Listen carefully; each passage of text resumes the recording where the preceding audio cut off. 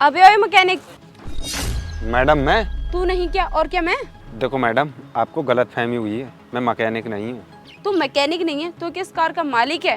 खैर ये सब छोड़, तू मुझे ये बता, जो यहाँ के सबसे बड़े बिजनेसमैन हैं निरंजन सिंह राणा, वो कहाँ पर मिलेंगे? अच्छा, तो जी मैडम आपके लिए निरंजन सिंह राणा से मिलना है, तो बताइए आपको क्या काम है उनसे?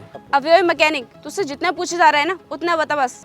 अरे मैडम, एक्चुअली वो निरंजन सिंह राणा तो कुछ टाइम के लिए बाहर गए हुए हैं, वो अभी नहीं है यहाँ पर। क्या बाहर गए? ओ शिट यार, अब मेरा काम कैसे होगा? अरे मैडम, कौन सा काम?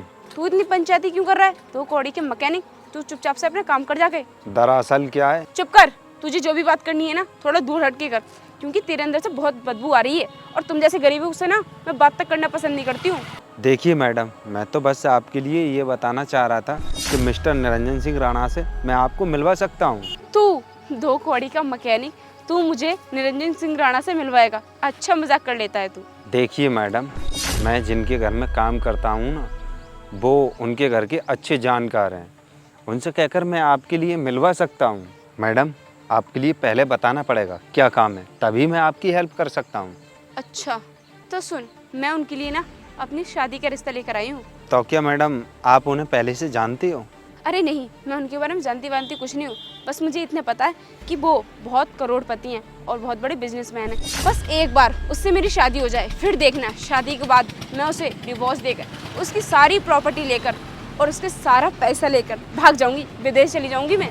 लेकिन मैडम, पैसों के लिए शादी करना तो गलत बात है। तुझसे ये ज्ञान किसी ने मांगा? नहीं ना, मदद कर सकता है तो बोल। वैसे मैडम, एक बात बोलूँ आपसे, वो आपके लिए पसंद नहीं करेंगे। तू मुझे जज करने वाला होता कौन है? दो कौड़ी का मैकेनिक, फटीचर, गवार, तू मुझे जज करेगा? सुन, जितना तू कमाता है ना एक महीने में, उतना मैं एक दिन में शॉपिंग में उड़ा देती हूँ, समझा तू? अरे नमस्ते सर जी। नमस्ते। अभी ओए, तू इस दो कौड़ी के मैकेनिक को सर क्यों बोल रहा है? मैडम, दरअसल बात यह है, मेरी ना बहन की शादी थी और मेरी बहन की शादी के लिए ना मुझ पे बिल्कुल भी पैसे नहीं थे और इन साहब जी ने मुझे पैसे दिए थे, तब मेरी बहन की शादी हो पाई। ये ना मेरे लिए किसी भगवान से कम नहीं है। अच्छा जी, इस फटीचर गरीब ने तेरी बहन की शादी करवाई? अरे मैडम, क्या तुम पागल हो? इनको मैकेनिक क्यों बोल रही हो साहब जी को? तुम्हें पता है ये इस शहर के सबसे बड़े बिजनेसमैन है, निरंजन सिंह राणा। व्हाट? हाँ जी, मैं ही हूँ निरंजन सिंह राणा। ठीक है साहब, फिर मैं चलता हूँ। ठीक है राजेश, एक मिनट मेरी बात सुनो।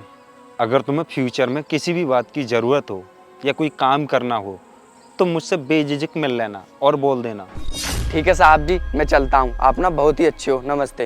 नमस्ते। मुझसे मिसअंडरस्टैंडिंग हो गई, लेकिन मुझे ये समझ में नहीं आ रहा तुम इस गाड़ी के साथ क्या कर रहे हो और इन कपड़ों में। हाँ, मुझसे गलती हो गई, मुझे माफ़ कर दो।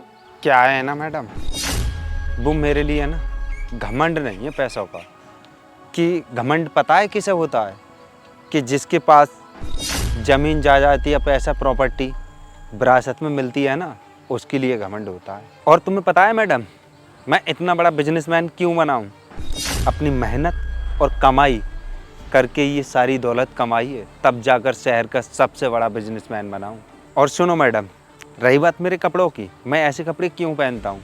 मुझे शौक करने का कोई स्वभाव नहीं है, क्योंकि मैं ऐसे ही नॉर्मल रहता हूँ, मुझे कोई घमंड नहीं है अपने पैसे का। तो आपने मुझे ये सब पहले क्यों नहीं बताया? अरे मैडम, अगर मैं आपके लिए पहले बता देता तो आपकी ये असलियत कैसे सामने आती मेरे? वो क्या है ना, मेरी ना मजाक करने की आदत है, और देखो ना मजाक मजाक में मैं आपसे कितना कुछ बोल गई। I am really sorry. क्या कहा? सॉरी? अरे किसी को गवार,